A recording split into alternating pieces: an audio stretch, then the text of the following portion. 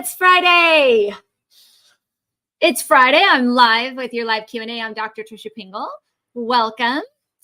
As always, I'm going to give you guys a few minutes to jump in, and then I want to talk a little IBS today, if that's okay. And then we'll jump into a live Q&A, and you're welcome to ask me whatever questions you'd like to ask me. I'll answer to the best of my ability over social media. Of course, there's some things I can't dive into here, but I'll always do my best to guide you. Good morning. I see everyone jumping in on Instagram. Good morning. I also have YouTube, LinkedIn, and Facebook over here on this camera. If you guys could give me a shout out or a hello. I can't see technically who's over there as easily as I can on Instagram. Good morning, everyone. I almost forgot it was Friday. Last night I was like, oh, I wonder what I'm doing tomorrow. And then I went, oh gosh, it's Friday. I'm going live. So hello from Indiana. Hello. It's getting a little toasty here in Phoenix, Arizona, but I have to say I love it. I'd so much rather be warm than cold. So very happy to be here. So I'm going to jump in. When you guys do hear me over on the three platforms, Facebook, LinkedIn, and YouTube, when you guys start showing up, give me a hello, give me a yay. Hearts and smiles coming in on Instagram. Woo, woo. Good morning. So I want to start with something I was reading this morning, which kind of made me laugh. And yes, I might be a little sarcastic here. I will give you the pre-warning here, but I was reading an article this morning that kind of caught my eye, and it said medical myths, IBS myths and facts. And I thought, this is interesting, right? I wonder what they're going to say. Now, I'm going to preface this by saying this article was very much written in the conventional medical model. And any of you out there who have IBS or have struggled with IBS symptoms know that it is not well treated. There are literally almost no options for you except laxatives or antidiuretics, right? And maybe an SSRI. And in the functional and naturopathic world, we actually get great success with IBS in so many ways. And so there are so many options of therapies and treatments, but it's not well recognized. So I thought, let's read this article. Kind of reminded me of like the old David Letterman days where he would do like the top 10. It was like 12 myth or fact about IBS. You guys want to go through this? Give me some shout outs or some hellos if you want to hear about it. Good morning, Steve. Good morning, Naya. How are you? Thank you. Okay. So the first one was, we know what causes IBS. They say they have no idea. That's false. They do not know. Baloney. We absolutely know what causes IBS. There are different combinations of what it could be. There's multiple options, but it's not that we don't know. So they say, well, it could be dairy or spicy foods. We don't really know what causes it, right? I'd like to come back to that. Number two was, the myth was, or the fact was, stress causes IBS. Do you know what they said? We don't know. I'm just going to let that sit there for a second. We don't know. They think that's a myth. Stress doesn't cause IBS. It could certainly exacerbate symptoms, but it doesn't cause it. And in their book, they show that when a person is stressed, they have problems with their gut, but we really don't know if that's what's causing IBS. Now, let me just remind you that their number one therapy is an antidepressant for IBS to reduce anxiety, which is linked to stress. So whatever, I call baloney on that one. We do know that stress causes IBS, and that's one of the primary treatments and one of the ways that we treat it in the conventional or in the naturopathic and functional medicine world. Of course it's related. Whatever. And they even go on far to say, well, they did this study that says that the subjective perception of well-being is linked to fewer symptoms of IBS. So when you feel good and you're not stressed out, you have I cannot talk today. Gut symptoms. Yet, it's not a cause of it or anything. There's no way it could be connected. Seriously. Previous research has also shown that psychological, social, and genetic factors may all play a role in development. Psychosocial and social. Isn't that stress? Okay. Number 3. Doctors can only diagnose IBS with fancy tests. Now, they said, no, we don't need fancy tests. Now, I agree with that. We don't. But let me tell you what the criteria is for diagnosing IBS in the conventional world. They say we can diagnose just with a consultation, and I don't disagree with that because I can diagnose IBS in a consultation as well. And you will be able to as well right now because I'm going to tell you how to do it. Okay? So they diagnose IBS. Are you guys ready to learn this? They diagnose IBS if they report symptoms of abdominal pain at least once weekly on average in association with changes in stool frequency or form, or they feel better or worse when they defecate. Well, there you go. Now you can walk out in the world, you can ask those 3 questions, and now you can diagnose IBS. Awesome. We can all diagnose IBS, but what the heck are we supposed to do about it? Isn't that a little bit more important? Yes. But anyway, I do agree with them on that one. Truth. We don't need fancy tests to diagnose IBS. However, we might need testing to figure out why that diagnosis is there. Because the bottom line is, if we have IBS, we have some sort of stress response. And that is 100%. There is a problem in the gut, whether it's a food allergy, whether it's direct anxiety and stress and busy lifestyles, whether it's a microbiome issue, right? Whether it's direct inflammation, those are all stressful. And we have to do tests to figure out what's causing it. It's not just a blanket, oh, you have abdominal pain? Okay, let me write you a SSRI to help your IBS, or let me write you a laxative or an antidiarrheal to cause, to fix your symptoms. That is not what IBS is, guys. And to be honest, it's ridiculous that with all the research out there on the connections with IBS and stress and gut health, that this isn't in the main news right now. Number 4, the myth or fact, IBS is curable. They say no, it's not. That's a lie. Baloney. Baloney.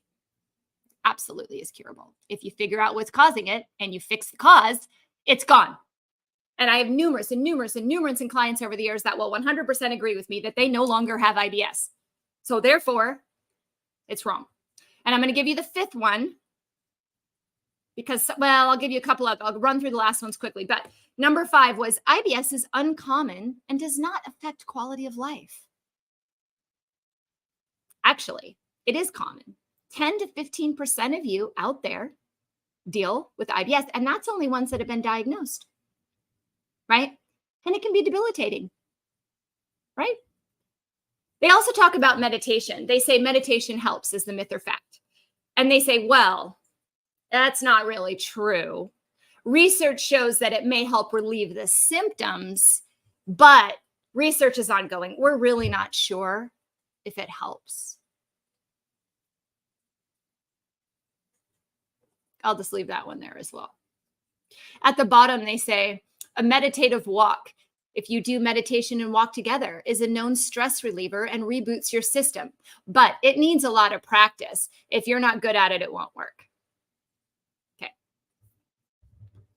Sorry for the sarcasm, but seriously, this is the article. No wonder all you guys out there are confused on what to do or what you could do and why you guys ask so many questions about what you can do. The articles out here are ridiculous. Are they not? I'm like, really? Oh my goodness. Oh my goodness. Like, come on. Okay. So then, the myth, cutting out lactose will help. No conclusive evidence between IBS and dairy. That's what they said. Baloney. Because then they go on to say that around 2/3 of the world's population is actually lactose intolerant. So it could be that they do have a lactose intolerant, but they could also not and still have IBS. Well, if 2/3 of us are lactose intolerant, why does 90% of the country eat dairy? There's a link there, guys. Whatever. Another one, number 9, natural treatments work for IBS. Natural remedies such as peppermint oil and cardamom have shown promise in relieving symptoms and gastric ulcers. However, research into natural remedies is limited, so it may not be helpful. Okay, guys, newsflash. Research is not limited. Go to a physician that spends 4 years plus studying natural remedies in IBS. that watches it every single day in our practice. And you're right, we don't have pharma funding to go out there and do this huge control study on peppermint oil. But I will tell you right now, it helps. And so at least like give us some credit out here. Anyway, it's hilarious. If you guys get an opportunity to read this, it's like, well, this might help, but well, I mean, meditation, there's some research on it, but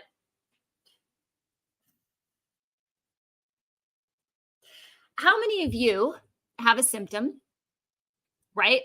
And you go out there and you Google it and you come up with all these things. Well, this could be promising, but well, research shows this, but the best thing is always but.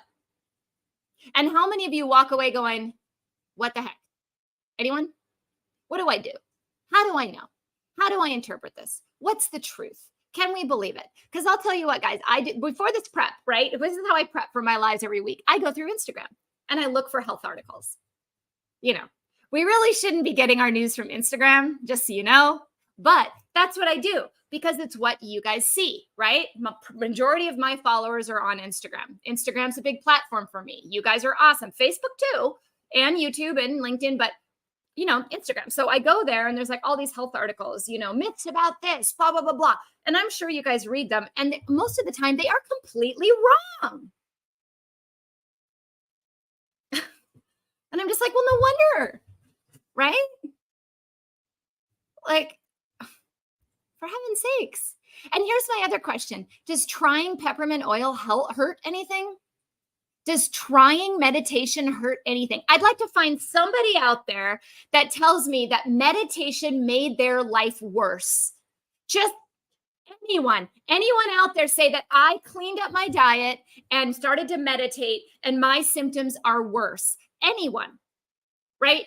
No. So why aren't we promoting those lifestyle factors as a potential and very good remedy for IBS symptoms? And then saying, hey, in this world with the type of funding we have and the studies we do, we don't know much about natural medicine. So if you'd like to learn more about how peppermint oil or eliminating dairy or gluten or lifestyle measures or meditation can help IBS, seek out a functional medicine or naturopathic doctor. Why don't they just put that in the article? Like at least defer to the people that know, right? If I was writing something and someone was like, or you guys ask, what do I do when I'm hit by a car and my leg is chopped off? I would say, I don't know. I'm going to defer to the ER on that one. Like I wouldn't know.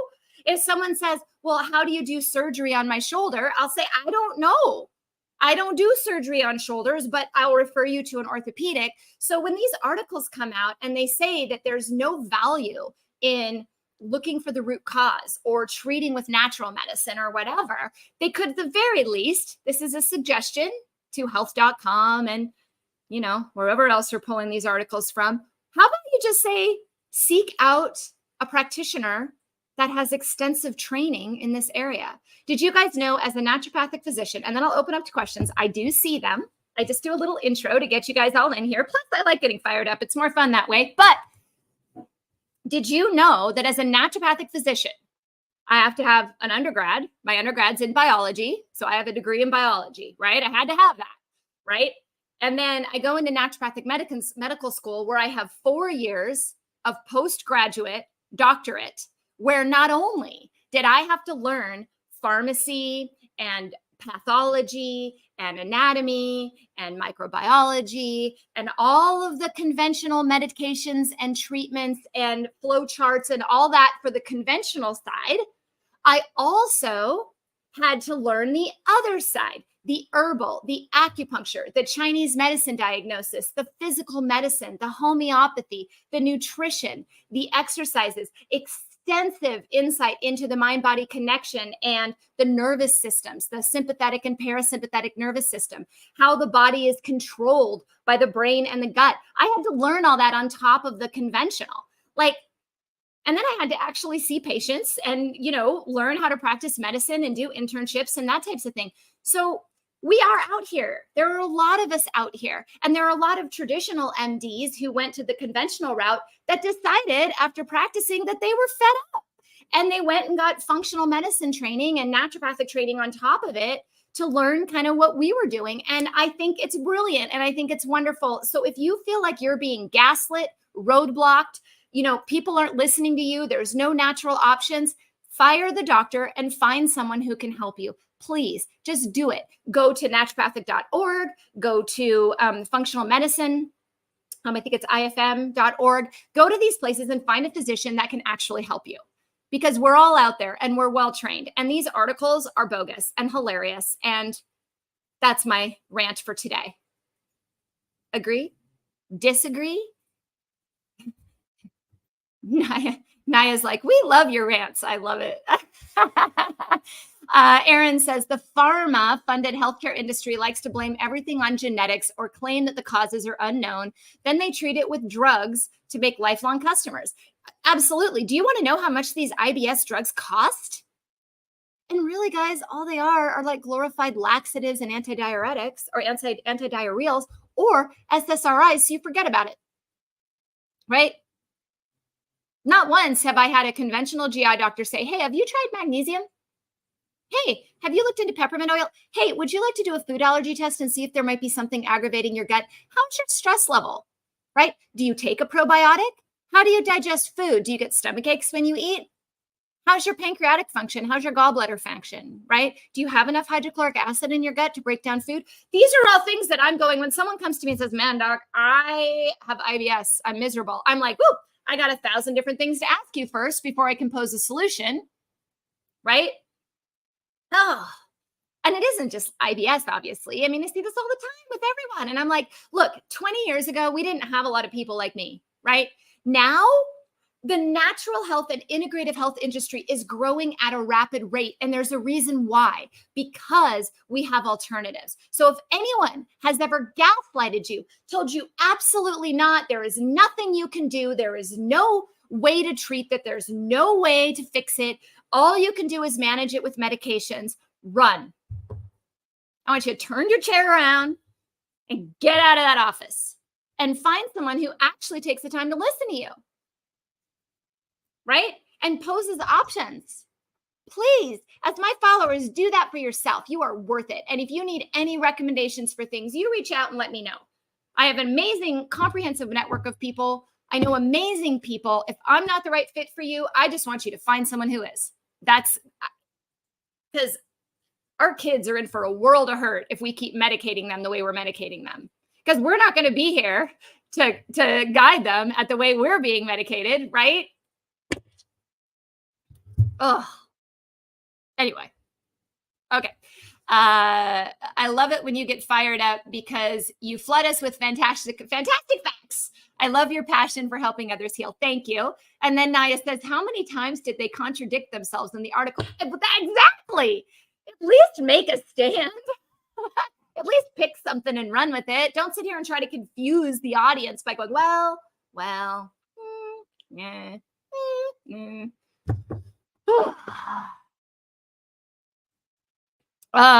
Okay. I'm going to jump into questions. Is that cool? Are we all kind of here? We got the juices flowing on what we want to talk about. For those of you that are new here, yes, I get fired up in the beginning. What can I say? I am passionate about improving healthcare in this country specifically, although worldwide would be incredible. But our country has a problem, a big problem. And it's pharma and monkey medicine. You guys know what monkey medicine is? You open the book and it says, if this, then that. If this, then that. That's how medicine's done. In fact, my EHR, my electronic health records, if I put in that someone has a cough, it puts a pop-up. Have you screened them for X, Y, and Z? Like I wouldn't think about that. Like I need someone to say to me, hey, they might have the flu. Have you thought about screening them? Like, of course I have. They came to me. I did my job. I learned. I went to medical school. I worked my butt off. I passed my board exams. I know when somebody shows up with a cough and a fever and they've been sick for a while that I need to consider that they have the flu. I'm not an idiot, right? But now even that's popping up and saying, well, now, did you offer them this, this, and this? Now, did you talk to them about this, this, and this? The pediatric ones are my favorite. Any of you pediatricians out there today? Those are my favorite. It's like when I used to see kids, I do like well screenings for kids. I never did real complex issues with kids, but a lot of gut stuff and things like that. And stress, anxiety, those types of things. And I did internships at Kaiser in California with the allopathic model for quite some time in pediatrics, because I really wasn't sure if I was going to do pediatric medicine or adult medicine.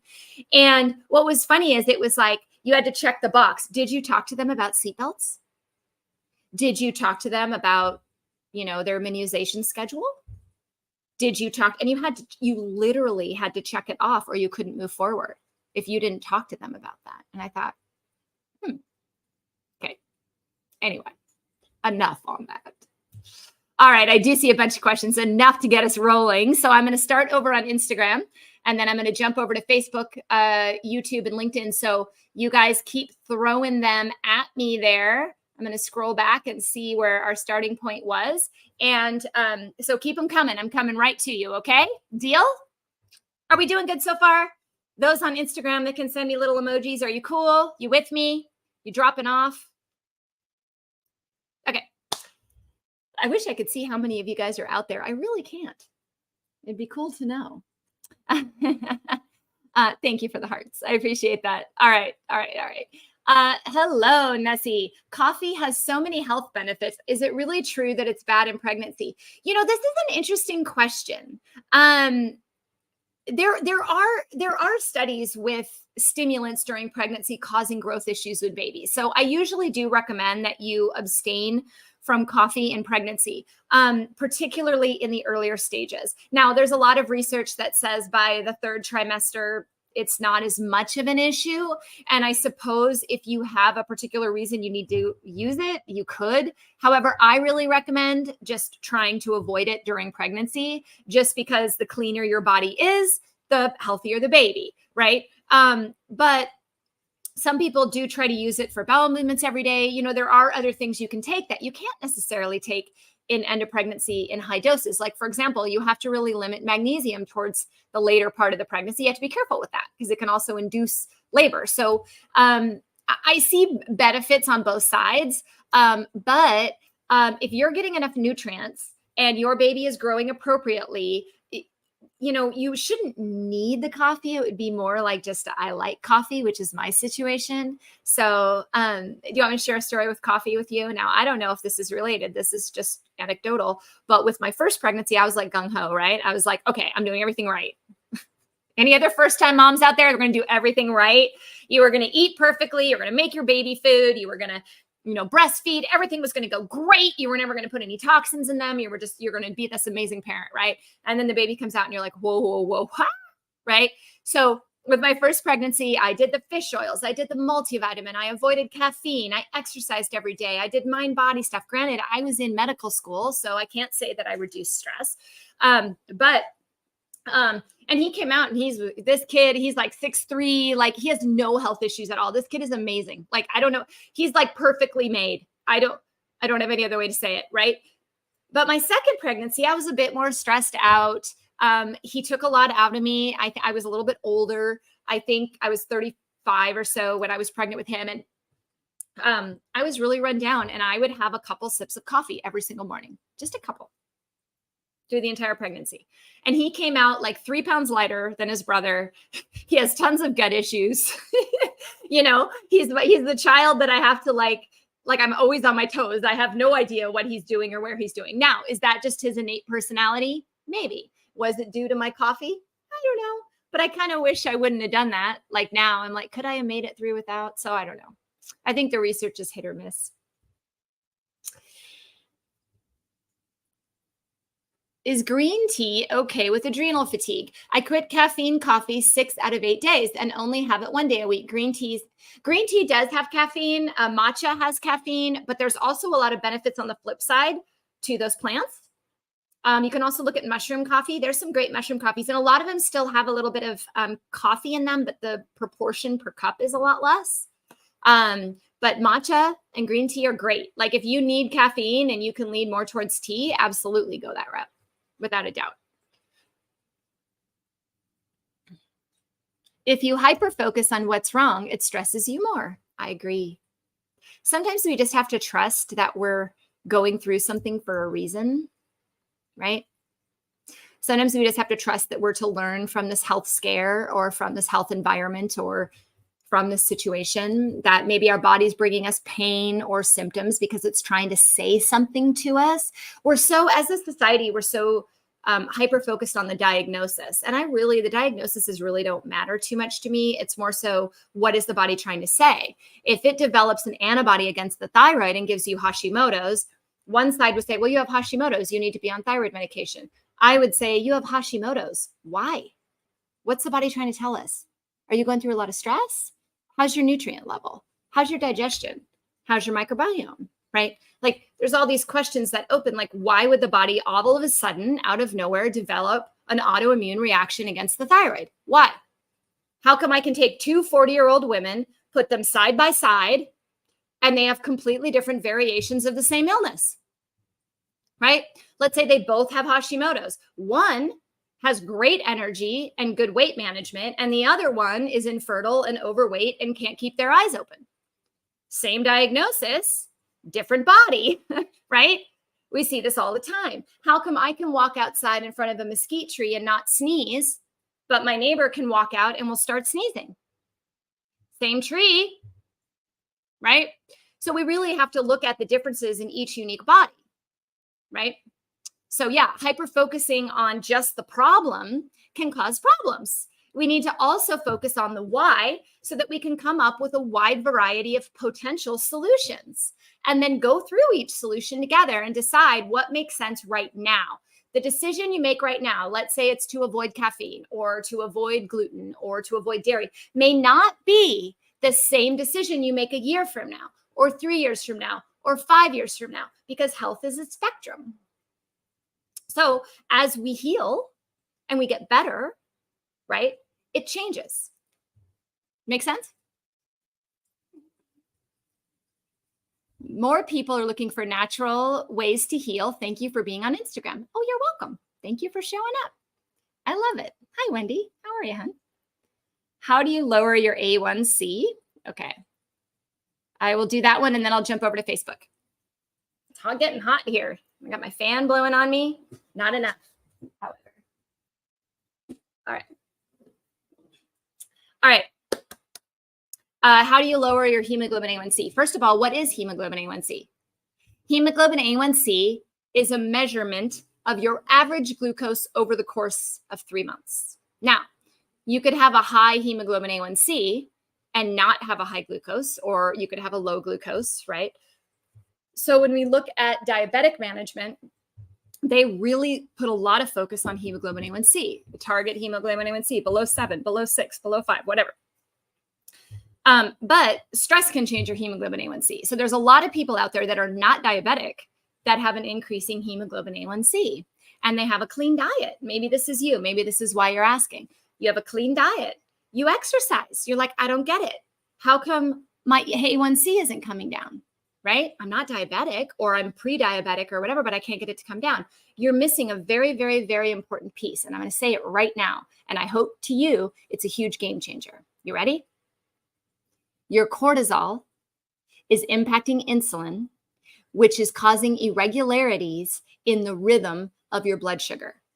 The rhythm of your blood sugar will be impacted by the hemoglobin A1C, but your fasting glucose may be completely normal. Does that make sense? Game changer. If you don't address your cortisol, you cannot reverse fully a blood sugar issue.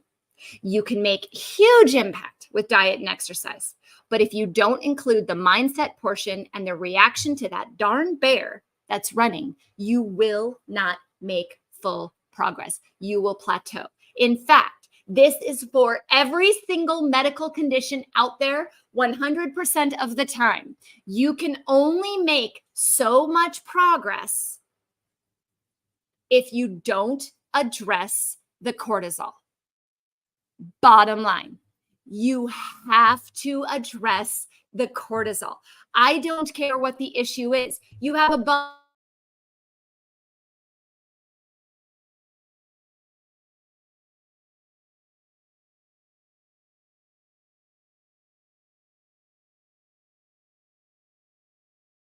Facebook. Oh, there we go. Welcome back, guys. So you have to address the cortisol. Does that make sense? I'm actually going to be doing a podcast on this coming up with Dr. Jen Simmons, who is a breast cancer doctor. And we're going to be talking about cortisol and insulin and glucose. So when that goes live, make sure you watch it because we're going to dive deep into it because I think it's a huge diabetes. First of all, is a huge issue in our country. So is insulin resistance and prediabetes. So is PCOS, polycystic ovarian syndrome, also an insulin resistant issue. We're sitting here in the media learning about ways to quickly lose weight with drugs that impact insulin and glucose. It is a major epidemic in our country, and nobody is out there except for, I know people out there talking about it, but in general, people are not talking about how much of an impact cortisol makes on insulin. And let me just give you a little tidbit here. If you're someone who's using some of the medications in order to lose weight that impact insulin, and you're not eating a lot, your body's stressed out. So what's going to happen is you're going to lose a ton of weight, and then it's going to stop. It's going to plateau. It has to. Because your body starts to say, oh crap, I have no energy to run from a bear anymore. I'm going to hold on to this fat. And then it goes backwards. And then when that fat is held on, we have insulin resistance. And then we develop diabetes. It's a problem. And here's the thing. I came out and said that in the beginning. And now all these articles are coming back. The dangers of using these, certain drugs for weight loss are insulin resistance. Duh. Of course. I'm not trying to be insensitive either to people that need to lose a lot of weight. I think those drugs can be very helpful for somebody who is significantly obese that needs a kickstart. But you can't just stay on it for the rest of your life and make something of it, right? And if you're of a generally normal, healthy body weight and just want to lose 20 pounds or whatever, it's not going to be sustainable because your body's going to be stressed out. You have to eat. And if you're doing those drugs, you still have to eat, okay? There's my tip of the day. All right. Okay, Facebook. I told you I was coming back. Steve, gluten-free bread brand that tastes a little less like drywall or a phone book. Okay, I have a great gluten-free bread that I love that definitely does not taste like drywall. Are you ready? I love Carbonut. Carbonet. Carbonut. You can get it at Whole Foods. If you are in Arizona now, maybe they ship. There's also a local bakery here called Gluten Free Bakery. It's on about Shea Boulevard and 32nd Street. And they have amazing gluten-free bagels. Amazing. And they have their gluten-free bread is fantastic as well. It's thinner, but definitely I freeze it and then toast it. Like they have a great cinnamon raisin bread. I make French toast for my kids with and things like that. Those are two that I love. They are on the pricier side. They're not cheap. But then again, for me personally, because I don't eat bread every single day, it works because I can every week or so, I'll have like a sandwich or a bagel or something like that from it. But that would be my favorite. As far as in general grocery stores, I've played with Canyon Bakehouse or Canyon Ranch Bakehouse. It isn't bad, but if you don't eat it right away, it will absolutely turn into cardboard. Freezing them does help as opposed to don't ever leave gluten-free bread on the counter. I can tell you that. It'll go stale in a heartbeat. There's some storage issues too. Hope that helps. In our corrupt pharma healthcare industry, a patient cured is a customer lost. Yep. And to be honest, me too. Like when people get better, they don't need me anymore, right? And yeah, I'm sad to see them go because I develop relationships with people. Like I fully get to know them. I know the name of their dogs, right? I know their kids. I get to know them on a very one-on-one intimate way. And when they get well, eventually they're going to leave, right? And it makes me sad, but at the same time, I know that they're well equipped to go on and be healthy for the rest of their lives. And that gives me nothing but joy.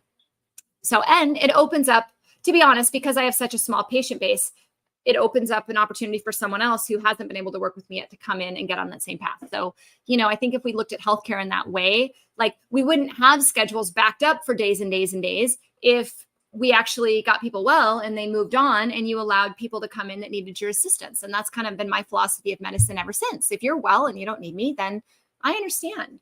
If you still need me, I want you to stay with me. And then when you're like, hey, I can do this, well then, I'll cry, but that's okay.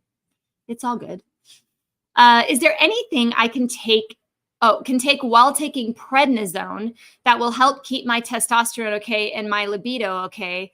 47 years old. And he goes on to say, my gut healed and I can eat anything now and feel great. You know, Marcus, there's a lot in that question that takes some more medical understanding. If you're using something like prednisone, like for a 5-day course because you're ill, I wouldn't stress over it too much, right? But if you're taking prednisone chronically, like for an autoimmune condition or some sort of inflammatory condition and worried about its impact on testosterone, what I can say on social media here is, one, you should be worried about its impact on testosterone. So good for you. Because when you take steroids for a long period of time, guess what, guys? It affects other steroids. So there you go. Estrogen, testosterone, DHEA, cortisol, these are all steroids. They're all hormones. They're all impacted. It will also impact your blood sugar quite significantly. It will impact your insulin quite significantly. It could impact your thyroid. It will impact your nutrition. It will impact your stress response. So if you're someone who takes prednisone long-term, couple things I can offer you here in this type of forum is, one, why are you on the prednisone and how can we get off of it? Like what do we need to do to the health to get you off of that? Because there's only so much you can do when you are forcing the body to be in a stress state. There's no natural thing that's going to combat that. The bottom line is, if you think of this like a highway, right? And you got your car going down, and herbs and nutrition, they'll have like suggestions like, hey, we're going to detour you over here and bring you back over here, right? We're going to send some people this way and some people this way, right? So it's balanced and it's well whole. When you have a medication such as that, it's like, hey, this exit's closed. Good luck, pal. And everyone gets congested on the freeway trying to get off. It's like LA, right? There's so many different things going in so many different places in LA. Half the time you don't even know where you're going or you miss your exit. And why is that, by the way? Who built the LA freeway? On my way to Disneyland, it's like, stay in the left lane, stay in the left lane. Oh, your exit's on the right, 4 things over. Sorry, you missed it. And you're like, what the heck? Right? That's kind of like a pharmaceutical. It's like, sorry, you missed it. Can't go that way anymore. Take care. Yeah, you figure it out. There's a detour somewhere. You find it, right? You can only combat that so much, right? But so you got to figure out what's wrong with your freeway system so that we can provide alternative detours so that the body can make testosterone. We need another detour to make testosterone. So what are we going to create? So for me, Marcus, to answer that question with extreme certainty would be a one-on-one consult because there's just so much to unpack there. But hopefully that gives you some guidelines of things to just think about. You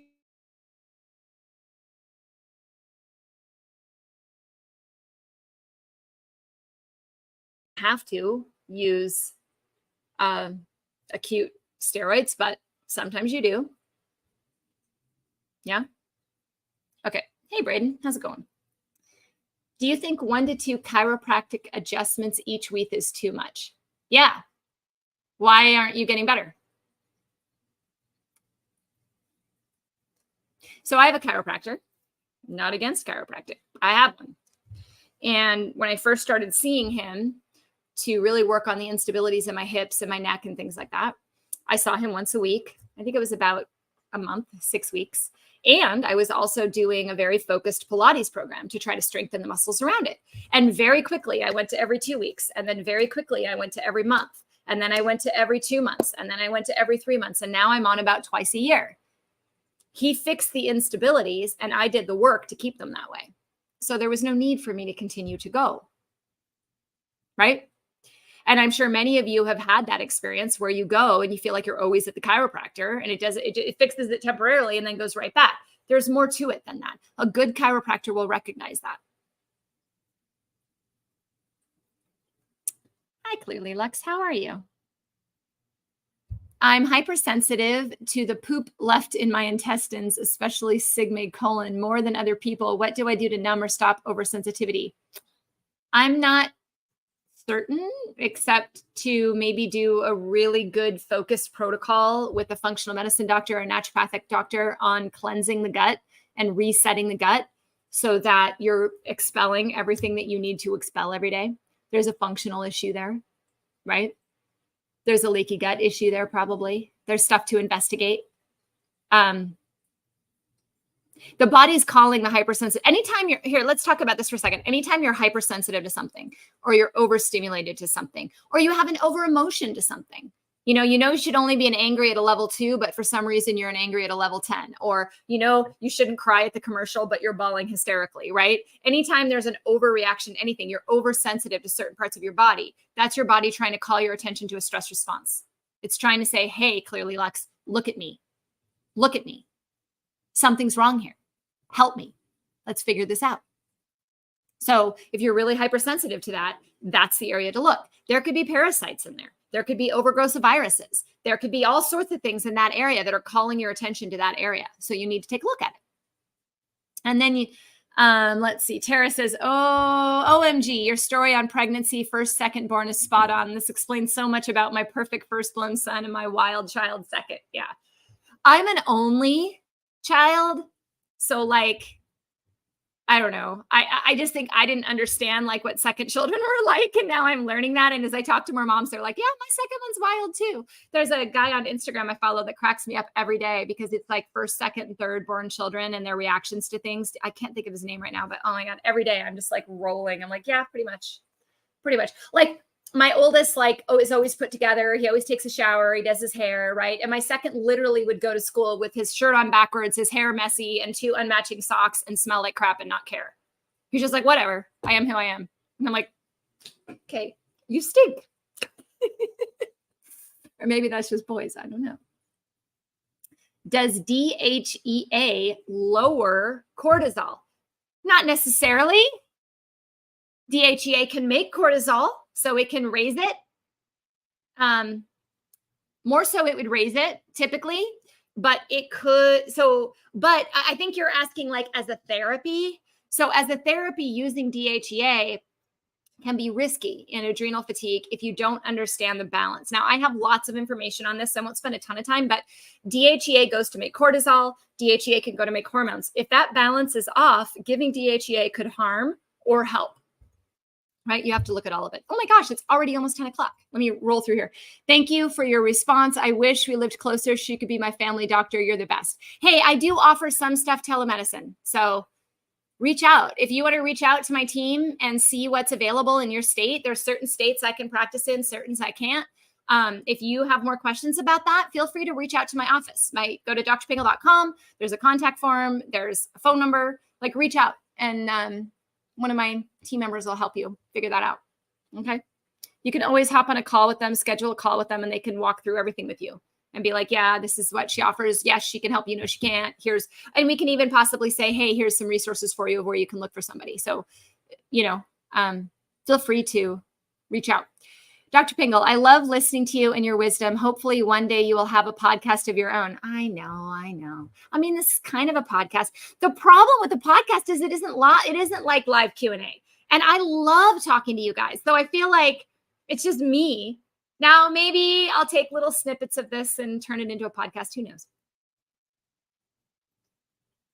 But I will have my own podcast or my own talk show, one of the two. Let's go talk show. I think that'd be more fun. Anyone want to produce a talk show? I'm in. Okay. I am up to time. I do see, is it safe to take NAC long-term?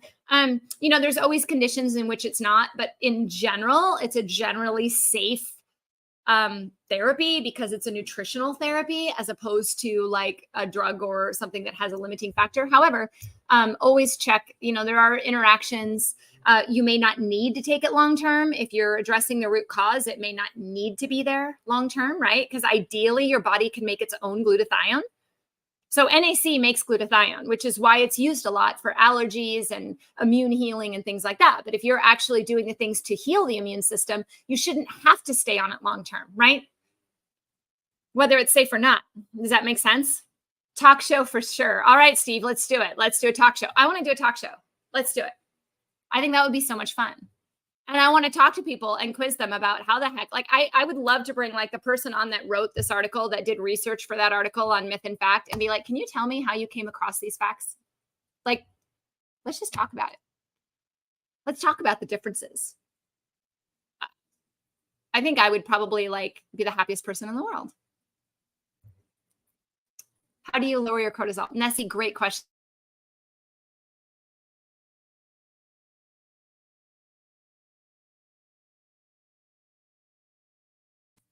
So that's where I would go. Start with that. Start with my book. If you don't have 20 bucks and you're like, I don't read books, go to my website, start reading my blog. I have a ton of information on cortisol, how to lower cortisol when it comes to foods, when it comes to supplements, when it comes to programs, when it comes to whatever. Okay. Love your dancing. Thank you.